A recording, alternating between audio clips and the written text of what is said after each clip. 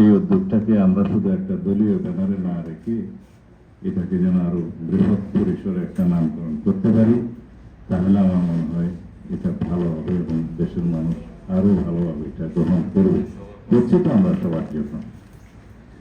এটা আমি কোনো কাউকে অ্যাড্রেস করিনি বলে কেউ কিছু মনে করবেন না। সময় এই আনুষ্ঠানিকতা এত দীর্ঘ হয়েছে, এটা এত দীর্ঘ হওয়ার প্রয়োজন নেই। কারণ এই মানবিক সাহায্য সহযোগিতা যত দ্রুত দেওয়া যায় ভালো, বক্তব্য আমরা যত কম বলতে পারি তা আরো ভালো।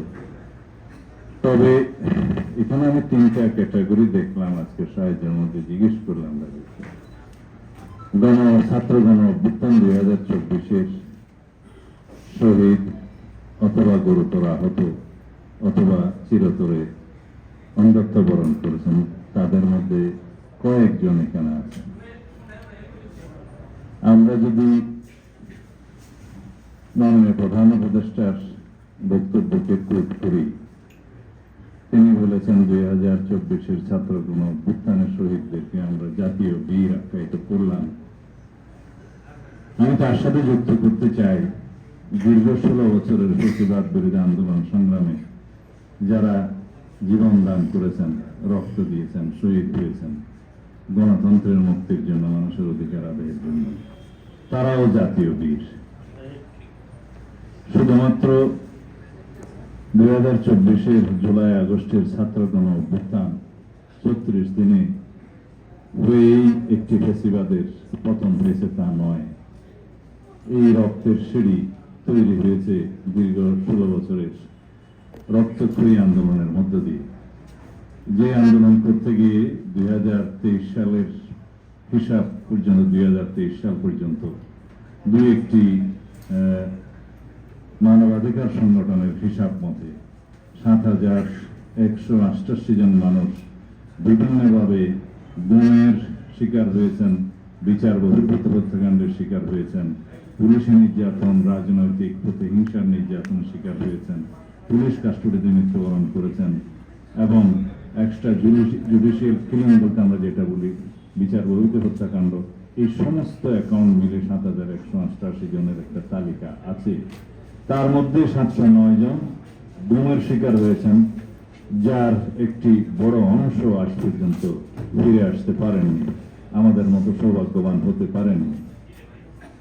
যারা বিচার বহির্ভূত হত্যাকাণ্ডের শিকার হয়েছেন তার সংখ্যা 2,693, সেই মানবাধিকার সংস্থাটির হিসাব মতে।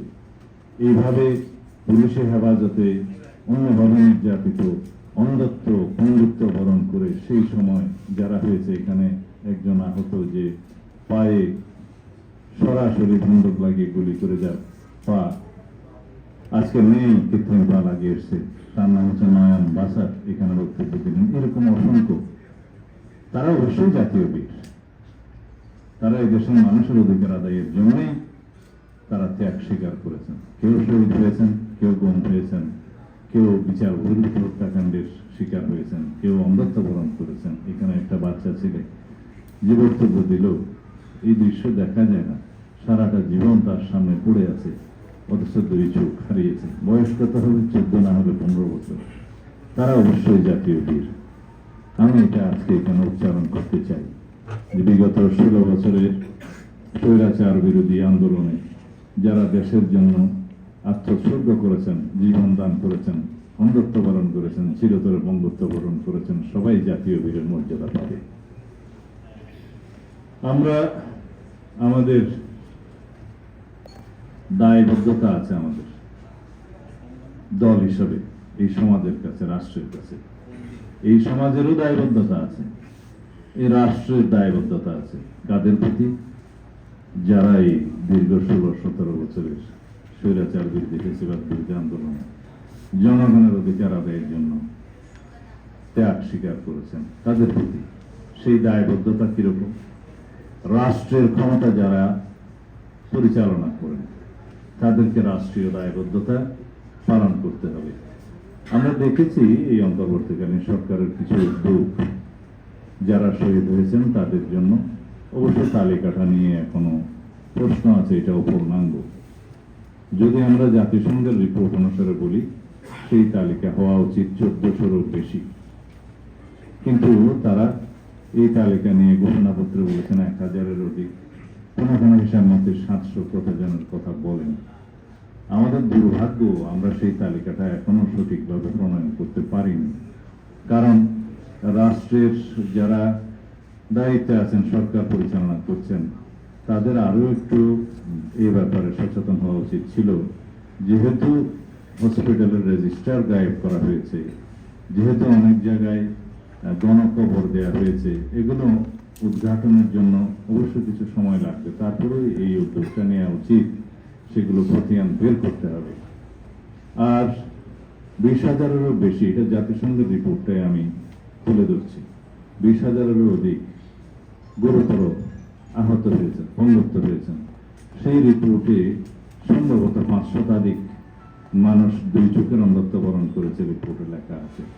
সেই হিসাবটাও আমাদেরকে বের করতে হবে, কারণ 2 চোখের অন্ধত্ব যারা বরণ করেছেন তাদের হিসাবটা তো বের করা যায়, তারা তো জীবিত আছে, তাদের অধিকাংশ এখনো চিকিৎসাধীন, কারো কারো বিদেশে চিকিৎসা হয়েছে, কেউ কেউ এমনও শুনেছে আত্মহত্যা করেছেন দুঃখে, কষ্টে, অভিমানে। তারপরে আমাদের এই হিসাবটা বের করা উচিত। 1 চোখের অন্ধত্ব তো অসংখ্য, তারা সবাই জাতীয় বীর। আমরা তাদের জন্য রাষ্ট্রীয়ভাবে, সামাজিকভাবে, দলীয়ভাবে অবশ্যই আমাদের করণীয় আমরা পালন করবো ইনশাআল্লাহ। এখন আসি আজকের এই অনুষ্ঠানের কেন এই আনুষ্ঠানিকতা, সেই কথা।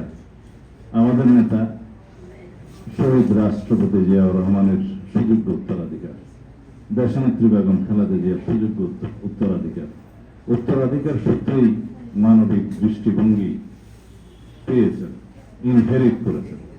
রাষ্ট্রের মানুষের প্রতি, দেশের মানুষের প্রতি যে সহানুভূতি, যে মানবিক আচরণ করতে হয়, সেটা তার রক্তের মধ্যে আছে।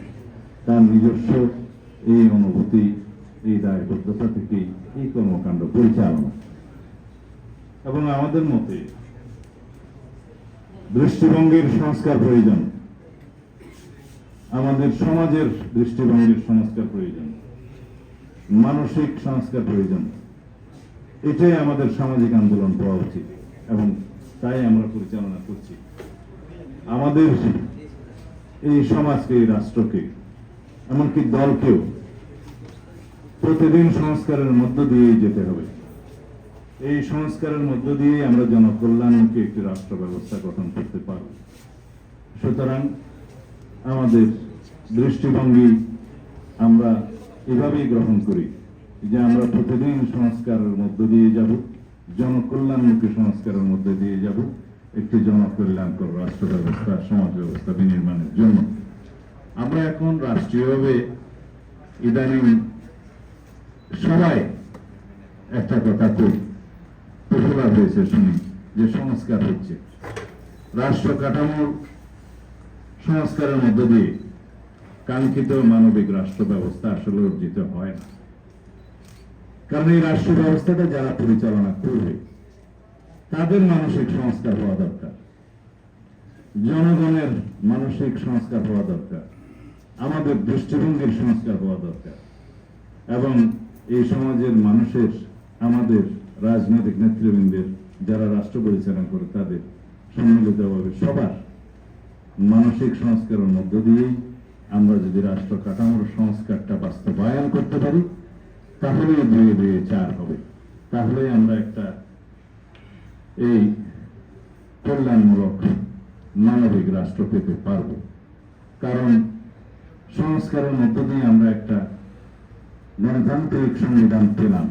সেই গণতান্ত্রিক সংবিধানের মাধ্যমে যে সরকার ব্যবস্থা গঠিত হবে, তাদেরকে, সেই ব্যবস্থাকে যারা পরিচালনা করবে, তাদের যদি মানসিক সংস্কার এবং দৃষ্টিভঙ্গি না পাল্টায়, এবং অপর পক্ষে যারা রাষ্ট্রের জনগণ, যারা বেনিফিশিয়ারি, যারা সরকার যাদের কাছে দায়বদ্ধ, সমাজ যাদের কাছে দায়বদ্ধ, তাদেরও যদি দৃষ্টিভঙ্গি না পাল্টায়, তাহলে মানবিক রাষ্ট্রটা হবে না। কারণ আমরা জনগণ হিসেবে যদি মনে করি সব দায়িত্ব সরকারের, সেটা একটা ভুল ধারণা। রবার্ট কেনেডি যখন রাষ্ট্রের প্রথমবার আমেরিকার প্রেসিডেন্ট হলেন, তিনি বলেছিলেন, আমি 3 জেনারেশনকে কিছু দিতে পারবো না, হয়তো 3rd জেনারেশন কিছু পাবে। আমাদের দৃষ্টিভঙ্গিটা এমন হবে, সরকার আমাদের জন্য কি করবে তা নয়, জনগণ দেশের জন্য কি করবে সেটাও ভাবতে হবে। এটাই হচ্ছে দৃষ্টিভঙ্গির সংস্কার, দৃষ্টিভঙ্গির পরিবর্তন। তাহলে আমরা জনগণ এবং দায়বদ্ধ সরকার জনগণের কাছে এই উভয়ই মিলে একটা আমাদের কাঙ্ক্ষিত রাষ্ট্র ব্যবস্থা, সরকার ব্যবস্থা, সমাজ ব্যবস্থা প্রতিষ্ঠিত করতে পারবে। যেই স্বপ্ন ছিল স্বাধীনতার শহীদদের, মুক্তিযোদ্ধাদের, যে স্বপ্ন ছিল আমাদের ছাত্র গণ অভ্যুত্থান 2024-এর শহীদদের, যারা রক্তদান করেছেন, যারা অঙ্গত্বকরণ করেছেন, যারা পুনরুত্তোলন করেছেন, তাদের আমরা যাতে সেই সমাজ বিনির্মাণ করতে পারি, যারা আজকে অঙ্গত্বকরণ করেছে তাদের সন্তানরা যেন তাদের কাঙ্ক্ষিত সমাজ ব্যবস্থা, রাষ্ট্র ব্যবস্থা দেখে যেতে পারে। আমরা সবসময় বলি, শত সহস্র শহীদের রক্তের আকাঙ্ক্ষা আমাদের পূর্ণ করতে হবে, কারণ আমাদের এই মুক্তির মন্দিরে সোপানো তলে যে কত প্রাণ হলো বলিদান লেখা আছে অশ্রুজলে। আমাদের তো অশ্রুজলের চাইতেও বেশি বলতে হবে, আমাদের রক্ত ধারায় লিখিত আছে এই ফ্যাসিস্ট পতনের আন্দোলনের শহীদদের কাহিনী। কত নির্মম, কত নিষ্ঠুর আচরণ এদেশের মানুষ একটি ফ্যাসিস্ট সরকারের কাছে পেয়েছে, সেই বেদনার ইতিহাস, সেই বেদনার ধারা বিবরণী, সেই বিবরণীর উপন্যাস ভবিষ্যতে কত লিখিত হবে, অজস্র লিখিত হবে অনাগত কাল পর্যন্ত। আমরা তখন বুঝতে পারব কত নিষ্ঠুর আচরণের শিকার হয়েছিল এই ভূখণ্ড, এই ভূখণ্ডের মানুষ। তারপরও আমরা দেখি সেই ফ্যাসিস্টের মধ্যে কোনো অনুশোচনা নেই, বেদনা নেই, কোনো অপরাধের স্বীকারোক্তি নেই, বরং দ্বন্দ্ব দেখি। আমরা সেটা দেশের মানুষের জন্য আমরা বলব যে সেই স্বৈরাচারের দাম্ভিক আচরণ আমরা যতই দেখব আমাদের মনে হবে যেন আমরা ভবিষ্যতে এরকম কোন রকমের ফেসিবাদের উৎপত্তি না হতে দিই, সেভাবেই যেন আমরা রাষ্ট্র ব্যবস্থাটা পরিচালিত করি। ধন্যবাদ সবাইকে।